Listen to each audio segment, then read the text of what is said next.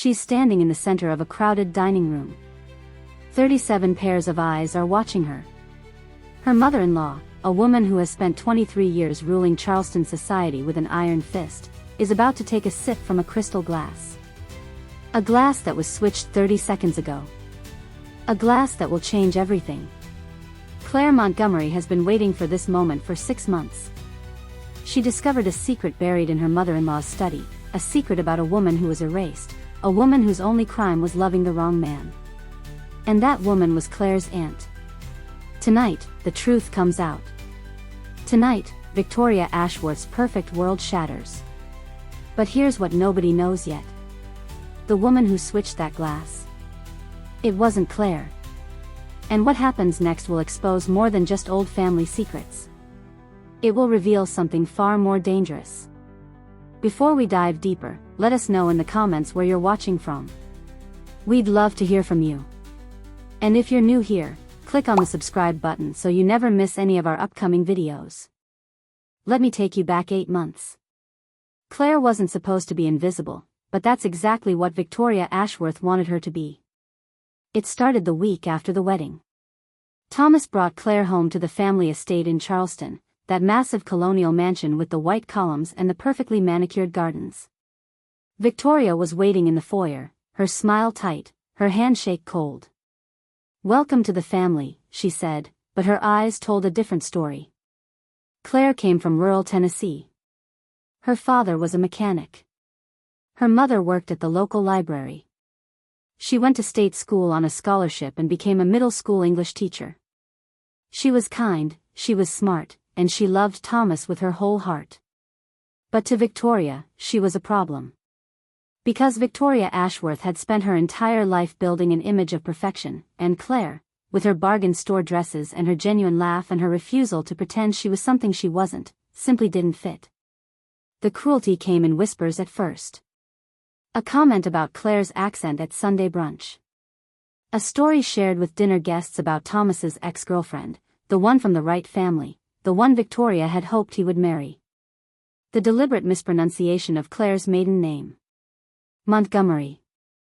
Victoria would say it slowly, carefully, like she was testing something on her tongue. And then she would change the subject. Claire didn't understand why her last name bothered Victoria so much. Not yet. But in 3 weeks, she would walk into Victoria's private study and find something that would explain everything. Something that would turn her from a woman desperate for approval into a woman with a plan. It was a Tuesday in March when everything changed. Claire had driven to the estate to drop off some documents Thomas had forgotten. The house was empty.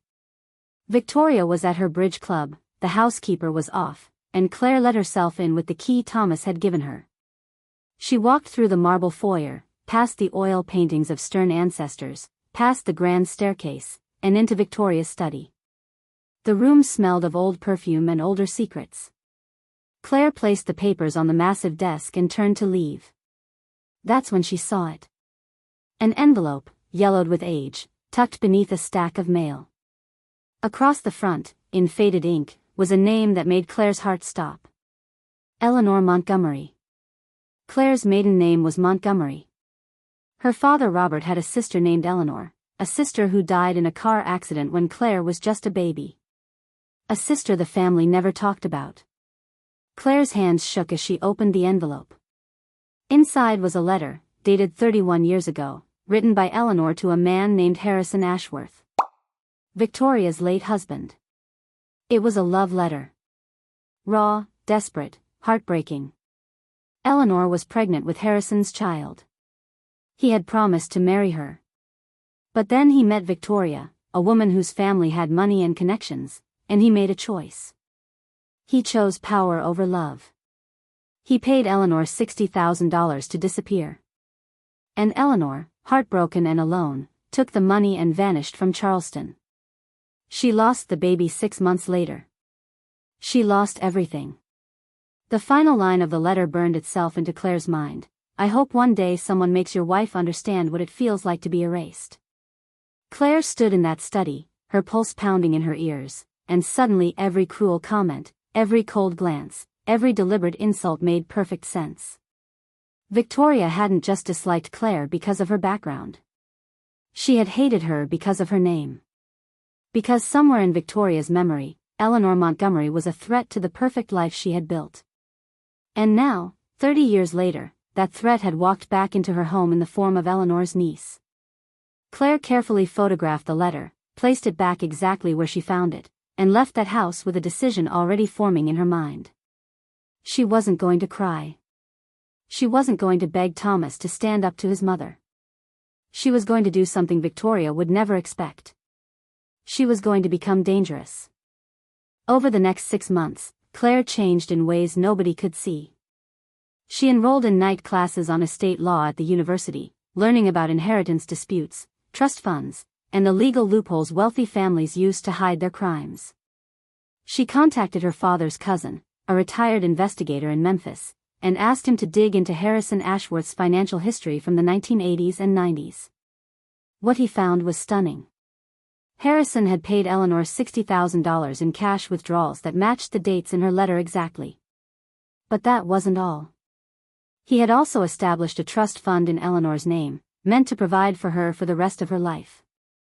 When Eleanor died in that car accident in 1997, the trust fund contained $240,000. Eleanor had no children, no husband, no will. By law, that money should have gone to her next of kin. Her brother, Robert. Claire's father. Instead, the trust had been quietly dissolved, and every penny had been transferred back into the Ashworth estate. Signed off by Victoria herself. It was fraud. Financial fraud spanning decades. And nobody had ever questioned it because nobody knew Eleanor Montgomery had existed. Claire now had documentation that could destroy Victoria's reputation, trigger legal investigations, and reclaim a fortune that rightfully belonged to her family. But she didn't move. Not yet. She continued attending family dinners, smiling politely while Victoria made her cutting remarks. She listened as Victoria held court, telling stories designed to remind everyone of her power, her status, her untouchable position at the center of Charleston society. And all the while, Claire waited. Because she knew something Victoria didn't. Power isn't permanent. And the higher you build your pedestal, the harder you fall. Then one morning in September, an envelope arrived at Claire's apartment. Heavy cream paper. Elegant script. It was an invitation to Victoria's 72nd birthday dinner. An intimate celebration at the estate with 37 guests, including every important family in Charleston, the mayor, 2 state senators, and the board members of the charity foundation Victoria chaired. At the bottom of the invitation was a handwritten note in Victoria's sharp, slanted writing. I trust you will dress appropriately for once. Claire read that note 3 times. And then she smiled. Because Victoria had just given her exactly what she needed. An audience. The night of the party, Claire arrived in a simple black dress, her hair pulled back, her makeup understated. She looked exactly the way Victoria preferred. Invisible. The dining room was a masterpiece of elegant excess. White roses, flickering candles, crystal glasses catching the light like tiny prisms. Victoria's prized china was set at each place, a pattern that had been in the Ashworth family for 4 generations. Claire took her assigned seat near the far end of the table, between Thomas's cousin and a retired judge Victoria had been courting for a foundation donation. The evening began with champagne and carefully choreographed conversation.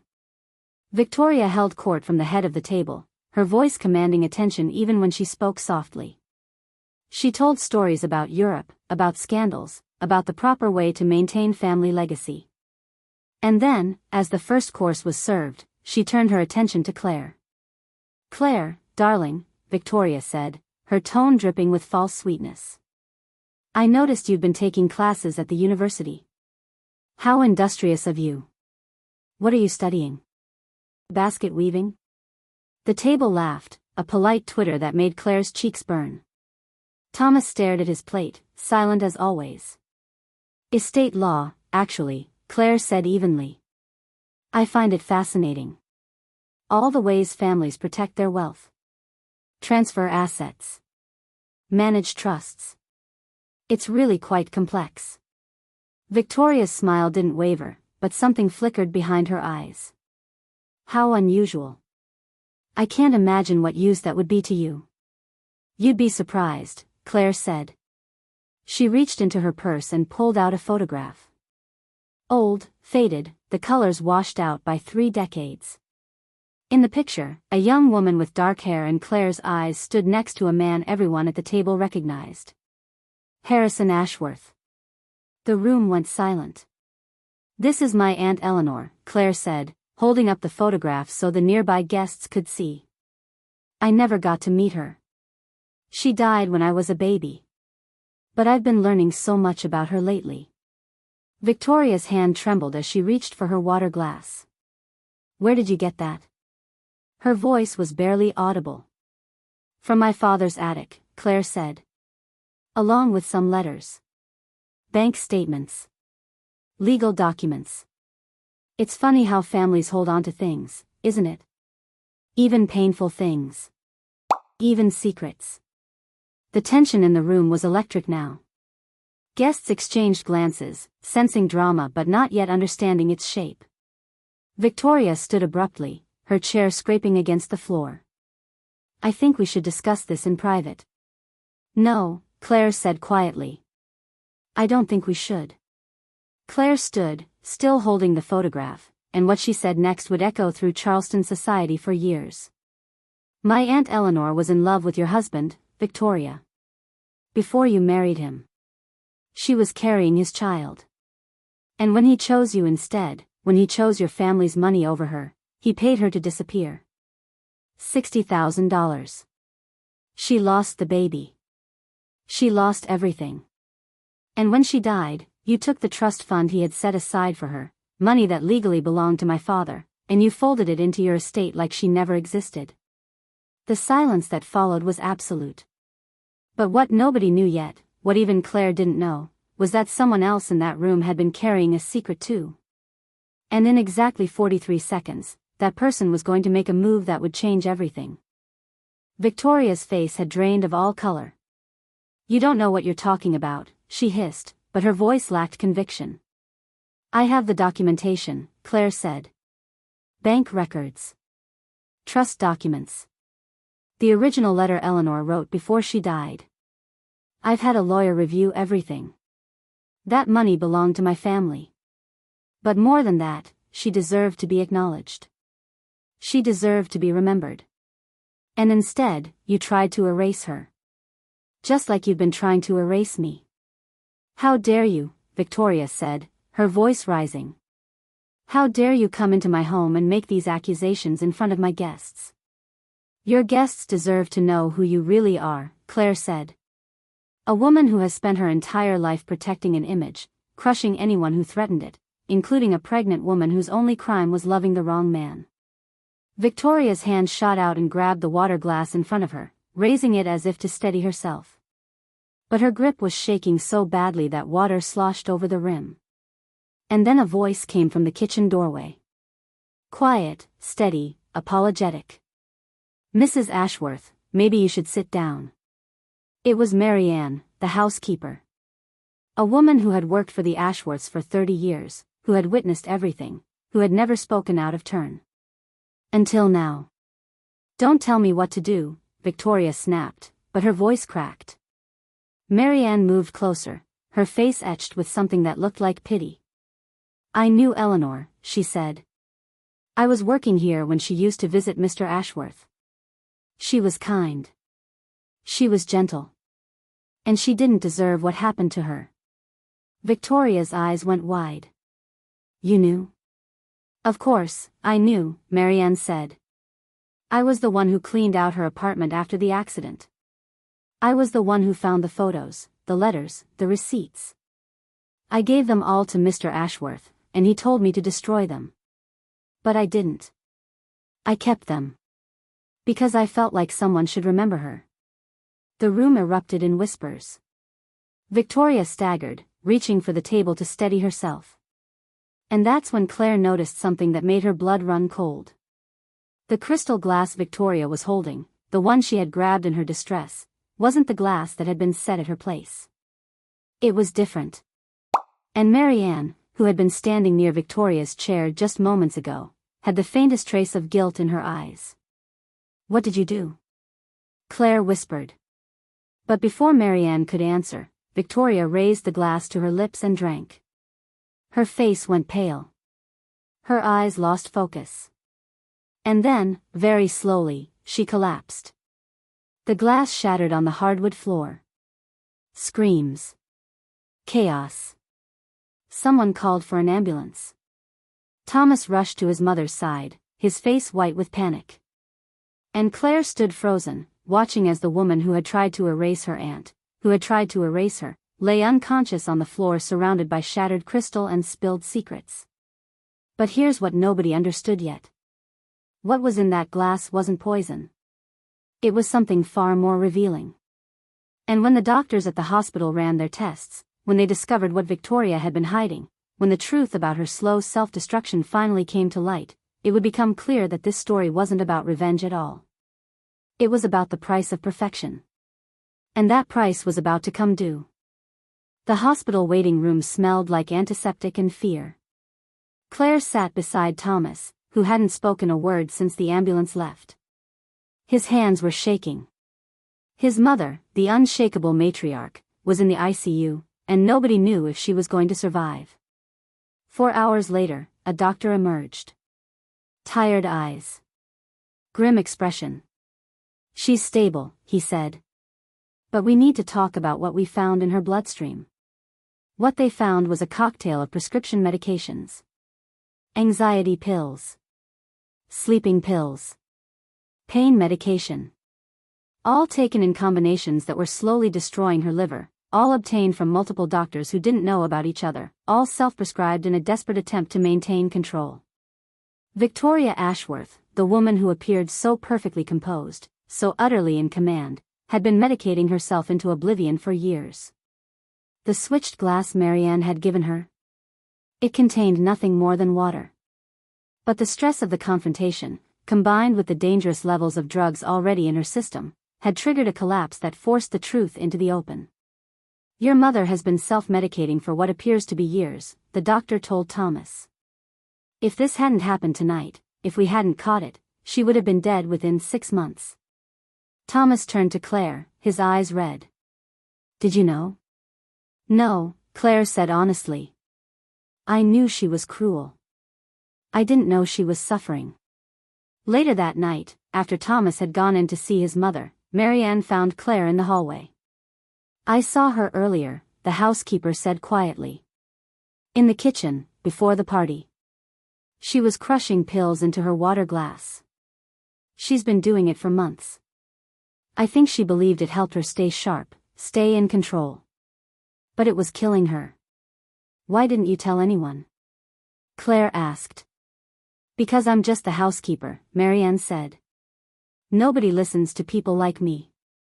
But tonight, when I saw her reaching for that glass again, when I saw the way she was looking at you, I realized something. If someone didn't stop her, she was going to destroy herself trying to destroy you. So I switched her glass. Gave her plain water. Thought maybe if she couldn't rely on her pills, she'd finally have to face what she'd done." "You saved her life," Claire said. Marianne shook her head. "No. You did. By telling the truth. By refusing to disappear." 10 days later, Victoria was released from the hospital. But the woman who came home was not the woman who had collapsed. And what she was about to do, the choice she was about to make, would determine whether this family could ever heal. Or whether some fractures are simply too deep to mend. Victoria Ashworth returned to an estate that felt like a mausoleum. The party guests had scattered. The board members of her charity foundation had quietly asked her to step down. The invitations stopped arriving. The phones stopped ringing. Charleston society, which had orbited around her for decades, had moved on. She was yesterday's news. A cautionary tale. A woman who had built her life on appearances and watched it crumble when the truth came out. Thomas moved out of the estate and into a small apartment with Claire. They spent months in therapy, working through difficult conversations about loyalty, complicity, and what it means to really stand up for someone you love. It wasn't easy. There were nights when Claire wondered if their marriage would survive. But slowly, painfully, Thomas began to find his voice. And Claire began to understand that loving someone doesn't mean you have to carry their secrets. 6 months after the dinner party, Claire received a letter. The handwriting was shaky but unmistakable. It was from Victoria. The letter was short. I am sorry for what I did to Eleanor. I am sorry for what I did to you. Fear makes us cruel, and I have been afraid my entire life. I don't expect forgiveness, but I wanted you to know that you were right. About all of it. And Eleanor would have been proud of the woman you've become. Claire read the letter 3 times before folding it carefully and placing it in a drawer. She didn't respond. Maybe she would someday. Maybe the letter itself was enough. A small acknowledgement of truth in a story built on lies.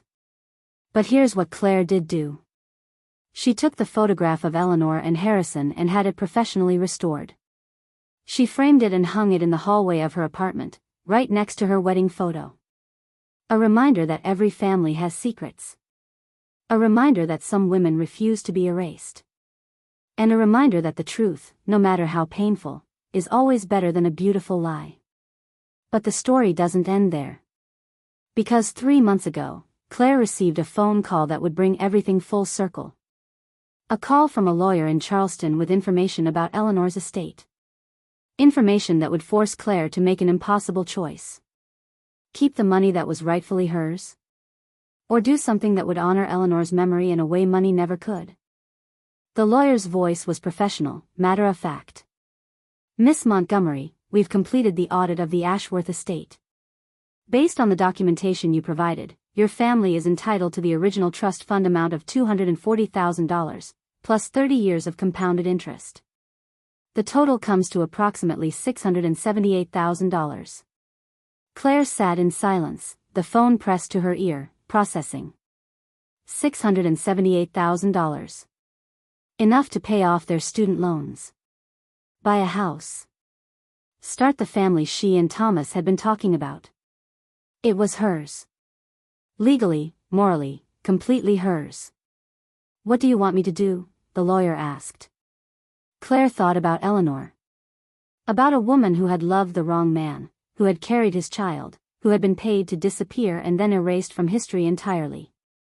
She thought about the letter, the desperation in those faded words, the hope that someday someone would understand what it felt like to be invisible.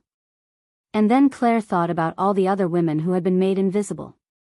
The ones who had been silenced, erased, told they didn't matter, that their stories weren't worth remembering. I want to set up a scholarship fund, Claire said. In Eleanor Montgomery's name. For young women from working-class families who want to go to college. I want her name on a plaque. I want her story told. I want every girl who receives that scholarship to know that she came from a woman who was erased, but who refused to be forgotten. The lawyer paused. That's a beautiful gesture, Miss Montgomery. But you understand you'd be giving up a significant amount of money. I understand, Claire said. But Eleanor didn't need money. She needed to be remembered. And now she will be. 3 weeks later, Claire stood in the administration building at the University of South Carolina, watching as a bronze plaque was mounted on the wall. The Eleanor Montgomery Memorial Scholarship Fund. For young women who refuse to be invisible. Thomas stood beside her, his hand in hers, and for the first time since the dinner party, he smiled. She would have loved you, he said quietly. I wish I could have met her, Claire said. But maybe this is better. Maybe this is how she gets to live on. So let me ask you something. What would you have done with that money? Would you have taken it, used it to build the life you deserved after everything you'd been through? Or would you have given it away, turned it into something bigger than yourself, something that would outlive you? There's no wrong answer. But I think Claire's choice tells us something important about what real power looks like. Real power isn't about control. It's not about silencing people or protecting your image or building walls so high that nobody can see your flaws. Real power is about making sure your voice, and the voices of the people who came before you, echo long after you're gone. Claire could have taken that money and disappeared. Could have moved away from Charleston, cut ties with the Ashworth family, built a quiet life far from the drama and the pain. But she didn't. She stayed. She chose to honor Eleanor's memory in the most public way possible. And in doing so, she transformed a story about cruelty and erasure into a story about legacy and remembrance. Victoria Ashworth learned that lesson too, though it came at a terrible cost. She spent her entire life building a perfect image, and in one night, that image shattered. But here's what's interesting. After Victoria's letter, after her public fall from grace, something changed. She started volunteering at a women's shelter in Charleston. Quietly, without fanfare, without seeking recognition. She used her remaining wealth to fund programs for women leaving abusive relationships. And when asked why, she would only say, "Because I know what it's like to be afraid. And I don't want anyone else to feel that way." It wasn't redemption, exactly. Some things can't be redeemed. But it was accountability. It was an acknowledgement that she had caused harm, and that she had a responsibility to do better. And maybe that's all any of us can hope for. Not perfection. Just the courage to admit when we've been wrong, and the strength to try to make it right.